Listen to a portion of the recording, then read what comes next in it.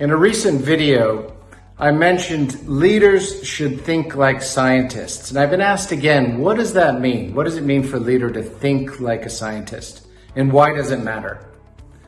So I was reminded of years ago when I heard Brian Cox speaking to a number of young scientists about what it would take if they wanted to do well within that space. And there are two things that jumped out at me. One was be prepared to be disappointed a lot.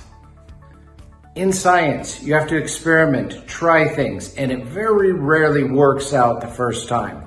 So you learn, you collect the data, and you adjust and you try again. And you work your way towards success. Now, in the work environment, for a leader in a world that's disrupted, that willingness to try, adjust, learn from it, and do things differently is going to be core. And there's a lot of disappointment. So taking the risk, and there are small experiments. Those are things in terms of just changing me and how I lead and how I engage. There are medium experiments, which are changing the way your leadership team operates or your leadership community operates so that you can actually better address what you're facing. Then there are big experiments where we're changing the company or how you access the market. No matter what, the willingness to try new things and to learn from them and adjust without having it perfect at the start is going to be core to success. The second is mostly for leaders.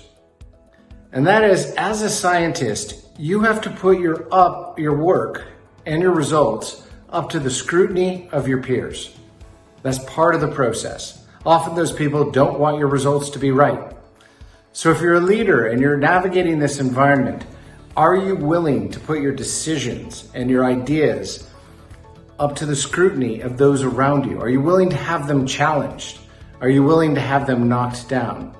Because to get to the best solution, thinking like a scientist is actually putting your ideas out there, but then opening them up to scrutiny. Two things going forward: experiment, dare to be wrong, adjust and learn.